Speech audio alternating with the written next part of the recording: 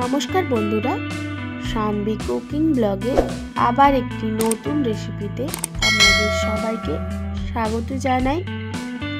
আজকে আমি মাশরুমের পকোড়া রেসিপিটা শেয়ার করব, যেটা হবে একদম মুচমুচে।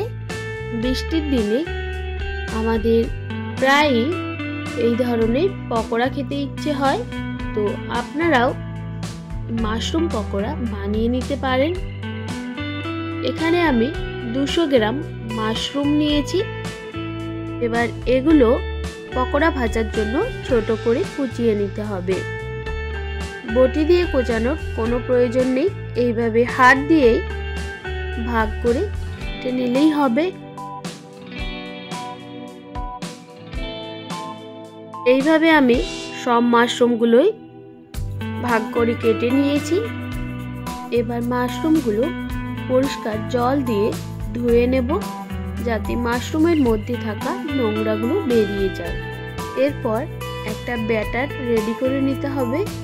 তাই জন্য এখানে একটা বোল নিয়েছি, দিয়ে দেব 2 চামচ পরিমাণে চালের গুঁড়ো। চালের গুঁড়োটা অবশ্যই অ্যাড করার চেষ্টা করবেন, এতে করে যে কোনো ধরনের পকোড়া বানান আপনারা, সেটা অনেক বেশি মুচমুচে হয় আর খেতেও ভালো লাগে। এরপর অ্যাড করে দেব 3 চামচ মতো বেসন।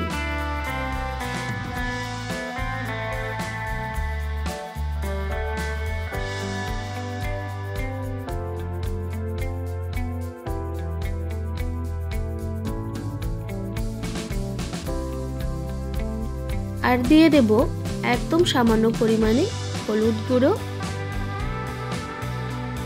আর ঝালের জন্য দিয়ে দেব সামান্য লঙ্কার গুঁড়ো।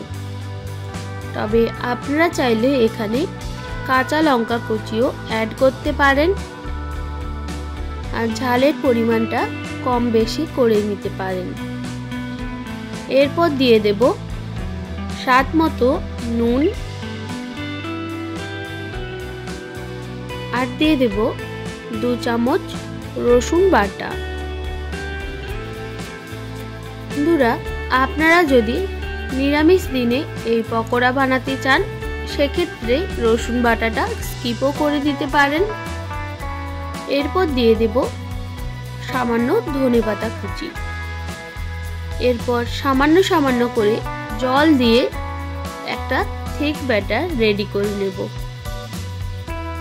জলটা এইভাবে সামান্য করেই দেবেন, তাহলে ব্যাটারটা ঠিক মতো আসবে।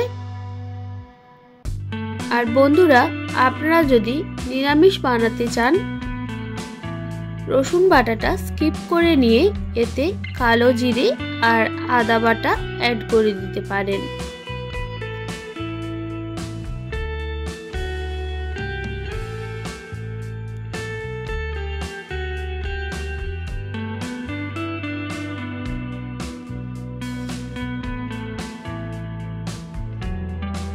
পকোড়া ভাজার জন্য ব্যাটারটা একদম রেডি।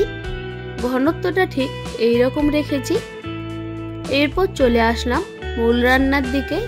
প্রথমে একটা কড়াই বসিয়ে দিয়েছি, দিয়ে দিলাম বেশ কিছুটা পরিমাণে রিফাইন্ড অয়েল।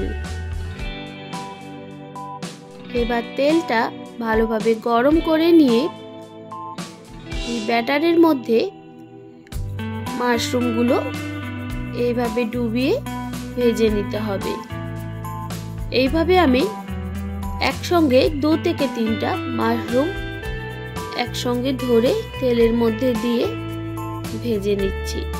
তবে আপনারা চাইলে সবগুলো আলাদা আলাদাভাবেও ভেজে নিতে পারেন, আমি সেটাও দেখিয়ে দেব। এবার উল্টে পাল্টে লাল করে পকোড়াগুলো ভেজে নিলেই হবে।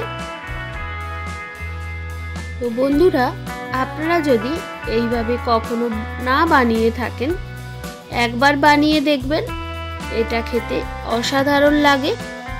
পকোড়াগুলো লাল করে ভাজা হয়ে গেছে, এবার কড়াই থেকে নামিয়ে নেব।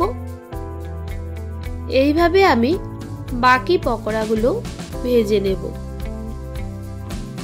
আপনাদের আবারও দেখিয়ে দিই, এইভাবে ব্যাটারে ডুবিয়ে নিয়ে তেলের ওপর দিয়ে 2 থেকে 3 মিনিট সময় নিয়ে গ্যাসের ফ্লেমটা মিডিয়াম টু হাই রেখে ভেজে নিলেই হবে। এইভাবে আমি সব পকোড়াগুলো ভেজে নেব।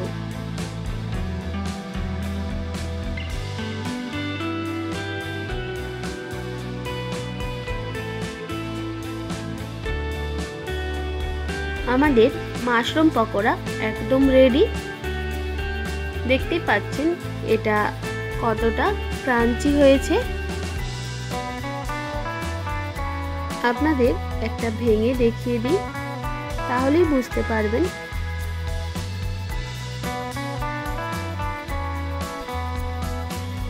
আপনারাও এইভাবে মাশরুম পকোড়া বাড়িতে বানাবেন, এটা অসম্ভব সুস্বাদু হয় খেতে। আর আজকের রেসিপি আপনাদের ভালো লেগে থাকলে একটি like, share, comment and subscribe করে পাশে থাকার অনুরোধ রইল। আপনারা ভালো থাকবেন, সুস্থ থাকবেন, আর আপনাদের মূল্যবান সময় এতক্ষণ আমার সঙ্গে থাকার জন্য সবাইকে অনেক ধন্যবাদ।